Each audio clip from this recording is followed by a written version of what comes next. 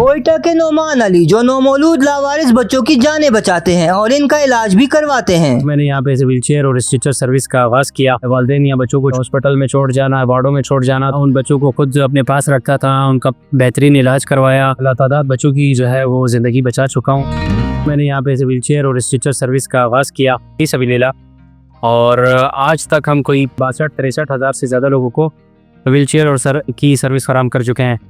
और इसके साथ साथ जितने भी कोई ऐसे गरीब पेशेंट, ऐसे गरीब लोग या कोई ऐसे लवाहिकीन जिनके आगे पीछे कोई नहीं हो, तो कम से कम इसके साथ लातादाद लोगों का इलाज करवा चुका हूँ, ऑपरेशन करवा चुका हूँ। खून की ज़रूरत हो, मतलब जिस्मानी मानी तौर पर उनको जो भी ज़रूरत हो मैं चीज़ है। अच्छा नौमान भाई, आपके बारे में मशहूर है कि आप नौमौलूद बच्चे जो लावारिस होते हैं उनको आप पालते भी हैं, उनका इलाज भी कराते हैं।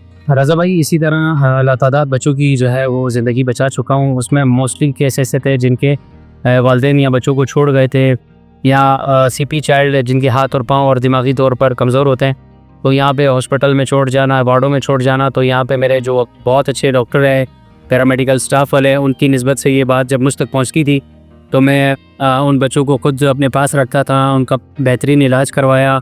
कोशिश यही करता रहता हूँ कि उनकी फ़ैमिली को ढूंढ कर उसका इलाज करके उसकी फ़ैमिली को दूँ, और अगर नहीं मिलती तो फिर वो कुछ लोग ऐसे हैं जो बच्चे पालते हैं जिनकी औलाद नहीं है और अच्छे साहिब सरवत हो गए, तो मैं उनको देता हूँ।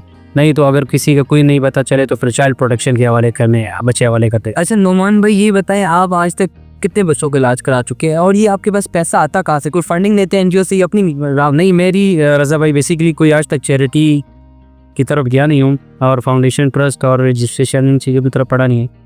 मैं ये 4 साल से यही चाह रहा था कि मैं चुप कर काम करूं, और जितना भी इसमें सुकून है ना, उसकी आपको कैफियत मालूम नहीं हो सकती कि उसकी कैफियत कैसी है। हम सब मिलकर एक फैमिली का एक हमारा अच्छा गैदरिंग ग्रुप है, कुछ फ्रेंड्स हैं उसमें ऐड हैं, तो इस तरह के जो बच्चे आते हैं तो हम उनका प्रॉपर, लोग बच्चे नहीं इसके अलावा बुजुर्ग आ रहे हैं, कुछ भी आ रहा है तो उनका इलाज करवाएं। अच्छा नौमान भाई, ये बताइए कि ये जो बच्चे हैं ये क्या होते हैं, मतलब कि इनको कौन सी बीमारियों पर शिकार होते हैं जो वालिदैन छोड़ जाते हैं? मोस्टली जितने भी केस रिपोर्ट हुए सीपी चाइल्ड के लोग, जो सीपी चाइल्ड जिनको बोलते हैं दिमागी कमज़ोर, जिनके हाथ पाँव टेढ़े होते हैं, इस तरह के लोग बच्चे ज़्यादातर यहाँ छोड़ जाते हैं।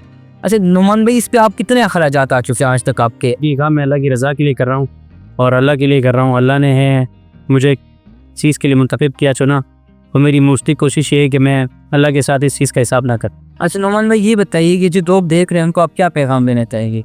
सबसे पहली बात यह है कि आप अपने गवर्नमेंट के हॉस्पिटलों की ख़ुद कदर करें। हमारे गवर्नमेंट हॉस्पिटल जो सर्विसेज प्रोवाइड करते हैं वो आपको प्राइवेट हॉस्पिटल में सर्विसेज प्रोवाइड नहीं होती। और दूसरी बात यह है कि हमें जितनी भी इन चीज़ों की कदर करनी चाहिए, चाहे वो व्हील चेयर है, स्ट्रेचर है, ब्लड है, हमारा पैरामेडिकल स्टाफ है, नर्सें हैं, इन्होंने हमारी ज़िंदगी बचाने के लिए जो है ये मददगार हैं। अगर आप इनके साथ अच्छा बिहेवियर, अच्छा मामला नहीं करते हैं तो ये आप अपना लॉस है। मैं गवर्नमेंट हॉस्पिटल को कभी बुरा नहीं कहूँगा। मैं चाहता हूँ कि आपकी तवज्जो से अल्लाह पाक हमारे मुसलमान बहन भाइयों को समझ-बूझ में और इजाफ़ा फरमाएँ कि वो अपने असासों की कदर करें।